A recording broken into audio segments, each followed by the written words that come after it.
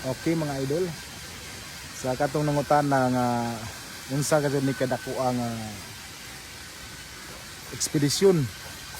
So tagaan ta mo overview mga idol ha para masabtan nito. Okay. Ang iyang kataas mga idol 85 pis. Ang iyang kalapad 12 pis. Unsa ang iyang kahabog 6.5 pis. Pero so karon mga idol mao na ni ang ilang human mga idol. Katulo ni nga kaadlaw mga idol. Kani siya. So da may nag comments sa mga idol nga ipasabot o kung say mga pamaagi ani unsa kadagko. Okay. So inani siya mga idol ha. Nidre. So kung nakita mo aning nylon o kana mo na ang pinakatumoy gid sa ulin. Anya katong tao dito mga idol dito sa dong o mo na 85 pis. Okay. So ang isa na po ka lapad guna dire. Guna din mga idol largo dito sa pikas kana 12 pis. Okay, 12 pis na siya. So 88 85 anja 12 pis.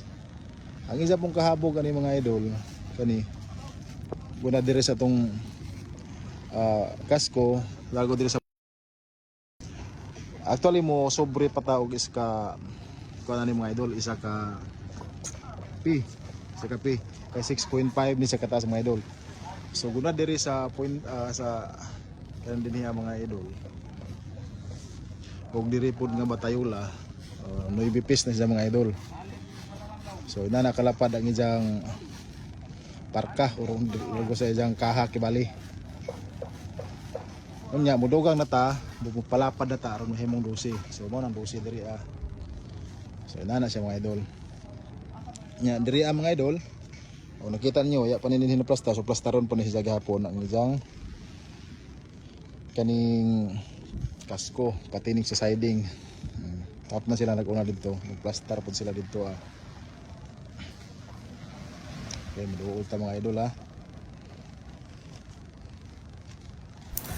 So gawa sa 12 pis ni nga kalapad mga idol. Na pa dyan ay 4 pis sa isig kakilid ka na agihanan mga idol. So 8 pis. So total na siya mga idol og 20 pis. So grabe gid ning kadako mga idol, rabing kalapad, pwede ka magdisko ani mga idol. So grabe jud ning kadako og mo ni mahuman. So abang-abangan lang yun ninyo mga idol kay anha mo jud tunong ana. Nya grabe po ni siyang kahabog kay duhan po ni siya kandana. So mahuman gid mga idol, grabe gid kadako ni. Mga kadanig da trimaran baya po ni. So dako-dako gyud ang iyang area. Kaning mga kahoy sa kilid mga idol, pamutdon pa ni siya. Kaya di ni pwedeng na siya din niya.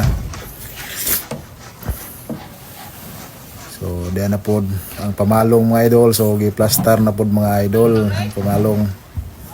Guna diri sa tumoy sa kasko, 18 pis ni largo dito sa pinakatumoy sa doong.